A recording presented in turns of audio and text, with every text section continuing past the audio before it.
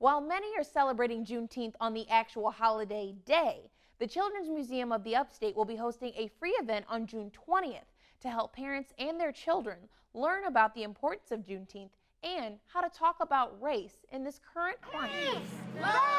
Before the Juneteenth event, the Children's Museum of the Upstate organized this Kids March.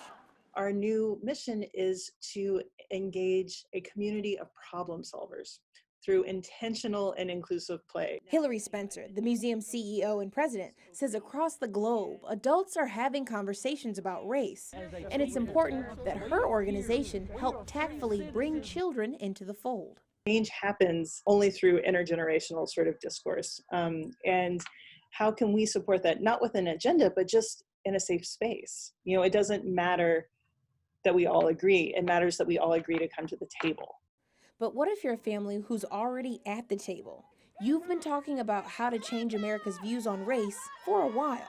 The event's MC and public speaker, Jay Dew, says now isn't the time to be tired or irritated that others are just now sitting down to this conversation. This 2-hour talk is for everyone. I cannot fault someone else for things that they did not do at all. I also should be very careful about faulting them for things they do not know.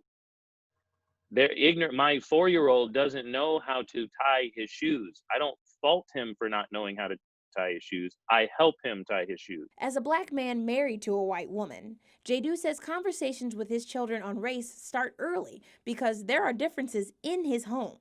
But these differences aren't bad. They should be celebrated. Event panelist and Greenville educator Edward Anderson completely agrees. My son, he's 6.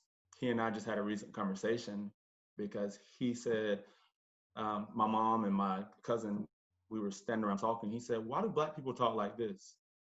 And why do white people talk normal? And I said, well, a person's color of their skin does not determine how they speak. I said, it's where they're raised, who they're raised around, their culture, their geography. And he's like, oh, okay. And so it's up to us to point those things out and clear up those misconceptions when they occur with our kids. Though not every home has different races like Jadu and Anderson, Spencer says it doesn't mean these conversations aren't necessary. Parents have to be intentional. It is important as a community that values diversity, that values creativity, that values involvement, that we dig deep into our unconscious bias or even our conscious bias, so that we really can create a community of creative problem solvers. As an educator, I think it's so important that we do our job and play our role in providing multicultural education for our kids, and be specific about choosing selections and texts and stories written by Black authors or other authors of color, and choosing characters that are protagonists and seen in a different light. That is so important. Thus talking about Juneteenth, a celebration of the freedom of the last enslaved African Americans in the Confederacy on June 19, 1865, which was more than 2 years after the Emancipation Proclamation passed on January 1st, 1863.